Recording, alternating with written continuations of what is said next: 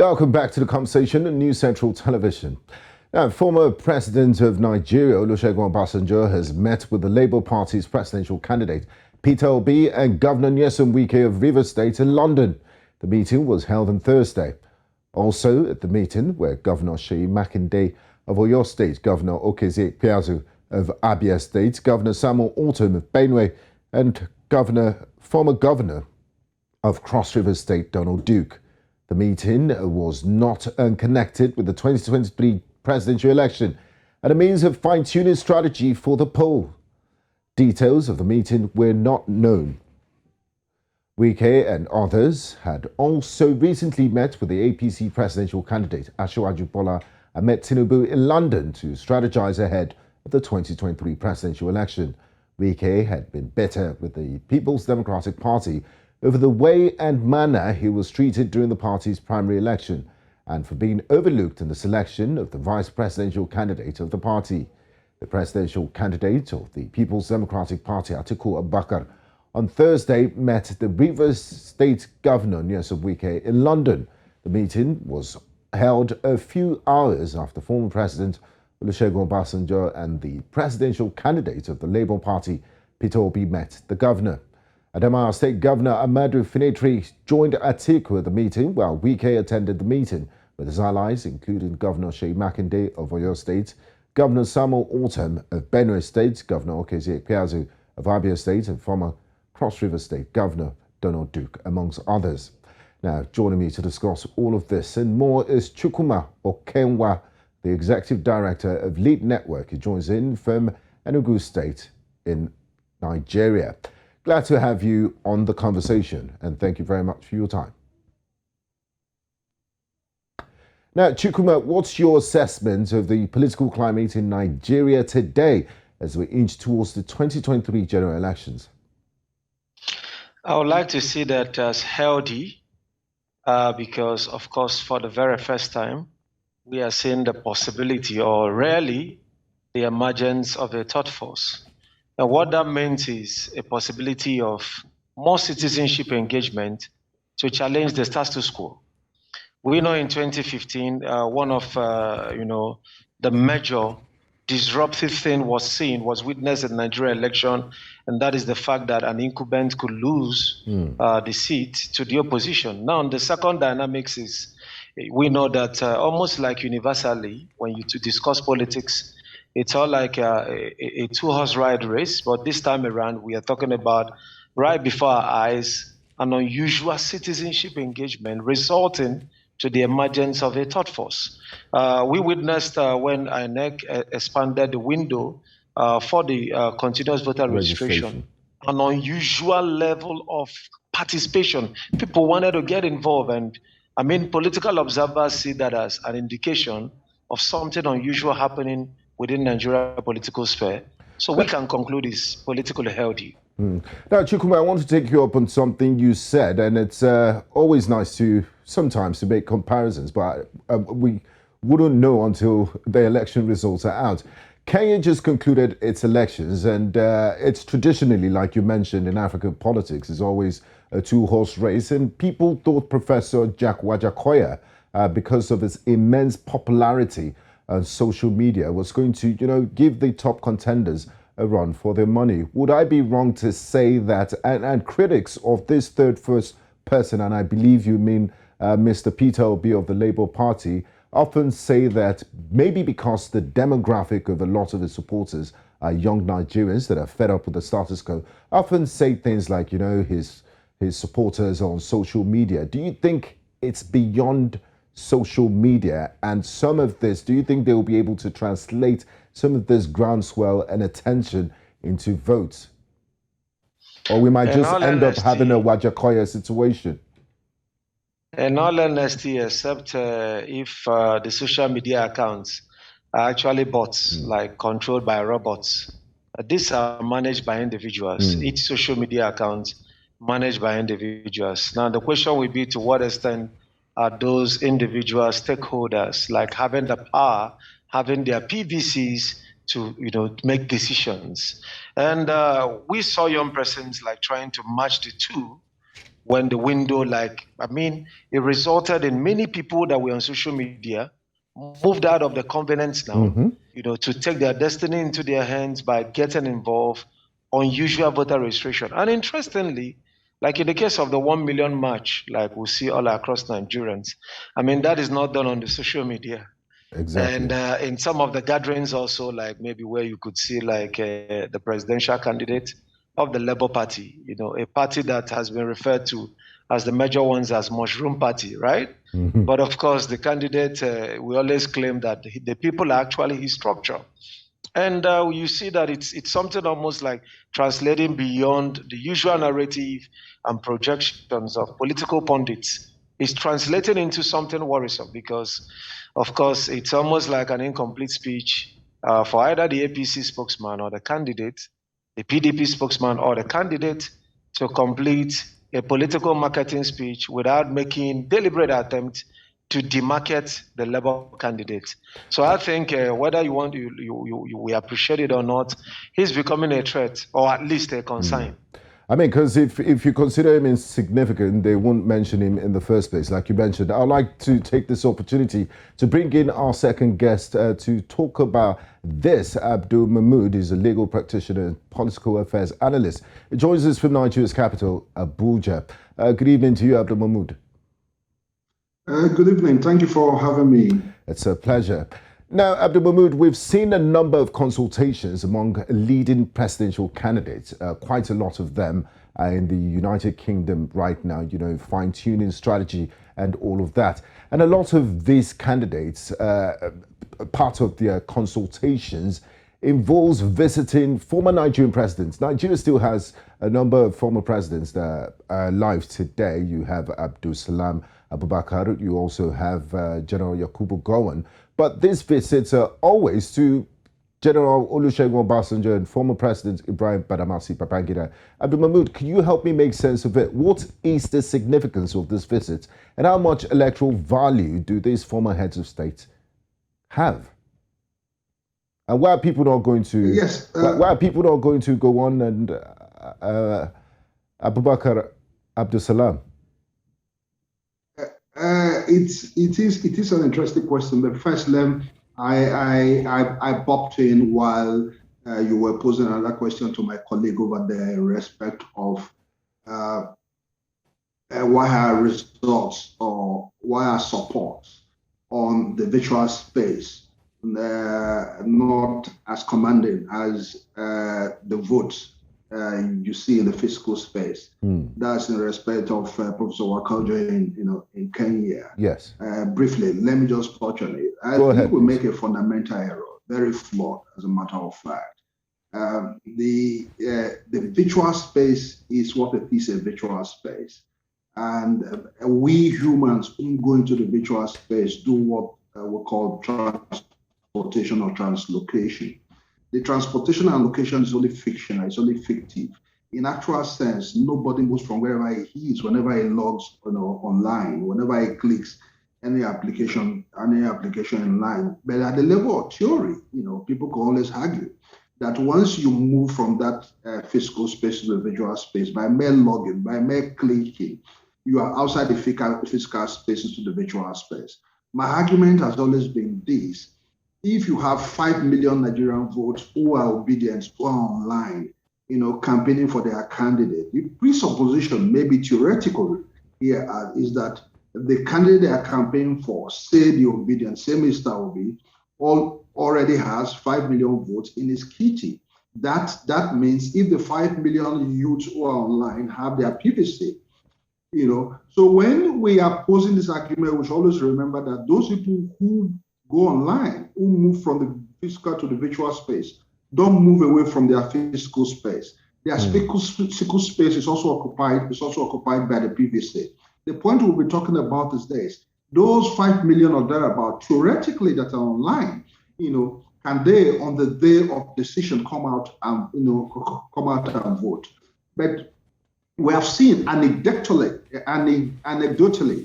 from the results that we had in 2015, APC mobilized a vast number of our youths in 2015, and we saw the result that were posted by the party in 2015. And of course, we also saw the high mobilization that took place on the virtual space in 2019.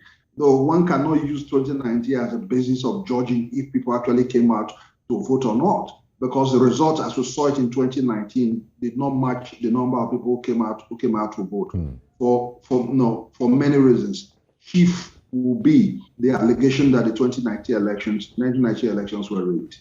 Now, down to your question, I say it's intriguing. These are yesterday's men.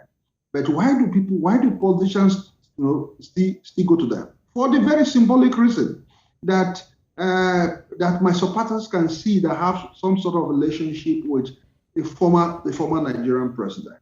People on the other side, at the ethnic side, can also see that me as an Edo man, has been received by a Nupe man who's the former president of Nigeria. So at the symbolic level, you say that people go to former presidents, to pay symbolic respect, and of course to draw some symbolic support, support from them. Do these visits actually show, in the numbers that are posed in elections? There's nothing anecdotal to judge. There's no evidence that one can draw and conclude that if Mr. A goes to beat Mr. B, who's the former president, 20 million votes are shot to that candidate simply because of the visit itself. And that's my take on this. Okay, I'd like to bring in Chukuma here. Chukuma, there's a long-running joke that if somebody that was part of the elections or listened to the campaigns in 1983 between Chief Awolowo and late President Shagari, and he woke up today that the election campaigns will still be based on the same issues, light, water, electricity. 40 years ago, such a big indictment on where we've been as a nation. Now, my question is, what are the priority issues in the minds of Nigerian electorates as we approach the 2023 general elections? I think first and foremost, ending poverty, ending hunger. These are the realities that are there. You have the issues of skyrocketing prices.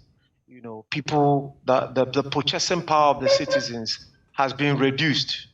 You have you earn maybe a salary of 18,000 naira as the minimum wage, and you can't even afford to buy a bag of rice. And this is biting hard of Nigerians. So first and foremost would be to end poverty, to end hunger. Before you now talk about some basic infrastructures that empower, that gives access to market, that gives access, to prosperity, people actually having that freedom to do their business. And of course, one of the things Nigerians are looking out for is the government's political will. We need leaders that have the political will to make policies that will help to re-engineer and rejig our economies, because we know that the economy of Nigeria today is in life support. It's a function of wrong political decisions and lack of will to actually follow the fiscal policy. We have the fiscal policy, but we don't respect it, sadly, even in terms of how much should we borrow and on what should we borrow. In most cases, we don't borrow for the capital projects. We borrow to consume, sadly. And we have a youthful population we ought to have leveraged. So nobody is actually speaking to the issues on how can we leverage on the large pool of young persons that are innovative, intellectuals, and have the strength to transform the Nigeria's economy. Thank you, Chukuma. Now, Abdul Mahmoud, leading presidential candidates in the 2023 elections on Monday attended the Nigerian Bar Association's annual general conference in Lagos. You are a legal practitioner yourself. Labour Party's Peter Obi and the People's Democratic Party, Atiku Abubakar, appeared in person. Asiwaju Ahmed Tinubu sent his vice presidential candidate, Mr. Shatima. Now, and Rabiu Kwankwaso was conspicuously missing. How will you rate the speeches of this candidates at the Bar Association meeting and annual general meeting? And why is it important for the intelligentsia to interrogate these leading candidates as we approach the 2023 general elections? Yes, it's. I listened to the two presidential candidates, and also Mr. Shetima, who stood in for his party's presidential candidate, Alhaji Bola Ahmed Tinubu. I find the presentations of all the candidates intriguing, and they all highlighted, in my view, some of the problems confronting our country. It would be, for example, talk into what we now know as its compass position on the growth of our economy. How do we progress our economy from a state of consumption that it has found itself into that of production? Give a good account of himself. Alhaji Atiku appeared as an old wily horse. He understood the environment that he had found himself, that he was in the presence of presences of the cream a la cream of Nigerian elite class. So he stuck to some of the policies that we knew he outlined in 2019, which for me has become dated, in light of the present day realities. The situation in our country. I couldn't make head or tail of some of the presentations of the APC vice presidential candidate who stood in for his principle. Let's see, we are in a dire strait as a nation, and for me, three things are key to the development. Are key to the development of our country going forward to 2023 and post 23. Like I argued on my Twitter timeline today, would there even be elections in 2023? Considering the fact that vast swathes of our country, particularly in northern Nigeria, have been taken over by terrorists that routinely mask as bandits. As we speak now, vast area of Katsina State are paying levies tolls, to terrorists just to go into their farmlands and farm. As we speak, we've seen viral video of young men beaten in some part of northern Nigeria for not paying levies, for not paying tolls, to some of these terrorists.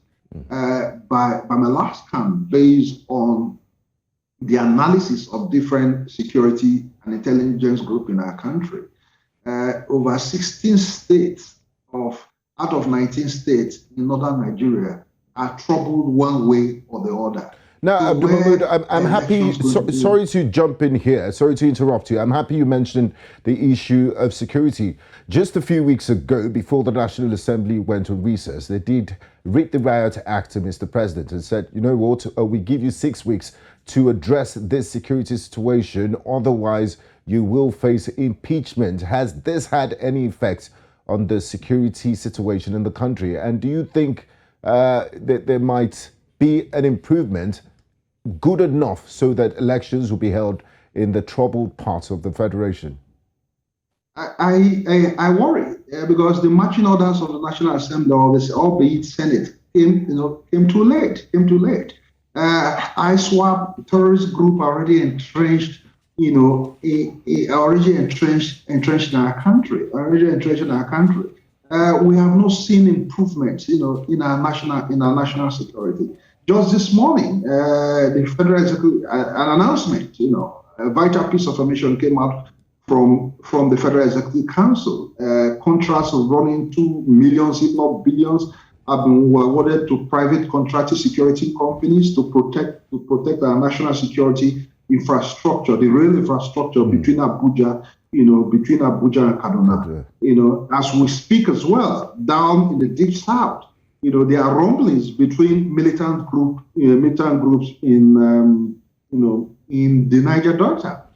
Some are restless, some are publicly expressed worry about federal government contract awarded to private individuals to secure, oil pipelines, which again are national security infrastructure. So when you put these parts, these different bits of the picture and make them whole, it paints a great picture for our country. And I was worried, and that's why I posed that question. Okay. In the event elections fast running out of time, I would just like to pose this final question to Chukuma. Now, Chukuma, how will you rate the electoral umpire in Nigeria, the Independent National Electoral Commission's preparations towards the general elections and the deployment of BVAS?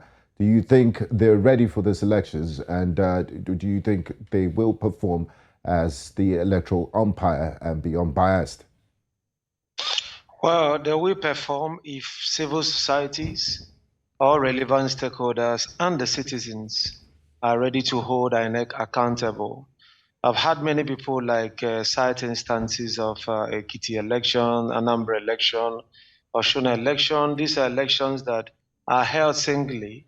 I see Nigeria elections, I can categorize it, maybe those states that hold their own at their own dates as the disruptive states and the conventional states. We know when disruptive states hold elections, of course, all eyes of the security, all eyes of the international community, the media, and you can sometimes you have up to 20 governors visiting a particular state, to watch and observe elections. Now, we don't have the luxury of all of that in the general election. So we cannot say, because it was all successful and, pretty credible, that we just have to go and relax. I mean, a lot have to be done because, over time we've seen some things that look like compromise. Take, for instance, in the last election, where before the election, INEC gave people actually machine to transmit results. And that was not admissible before the court. So that shows you that we still have a problem with the umpire. But of course, Nigerians must shine their eyes well. Thank you very much, Chukuma Okenwa. You did raise a very valid point there that you can't use off-cycle elections to judge the performance or expectations of INEC. I'd like to say a very big thank you to Abdul Mahmoud and Chukuma Okenwa for being a part of this conversation. Thank you, thank you for your time and insights on the subject. Okay, this is where we draw the curtains in today's edition of the conversation. In the first half of the show, we did talk about President Emmanuel Macron's visit to France, from the President Emmanuel Macron's of France's visit to Algeria. And in the second half, we just concluded our conversation on political permutations and consultations towards the 2023 general elections. I'm Gbenga Aborowa. Thank you very much for being a part of the show. Bye-bye.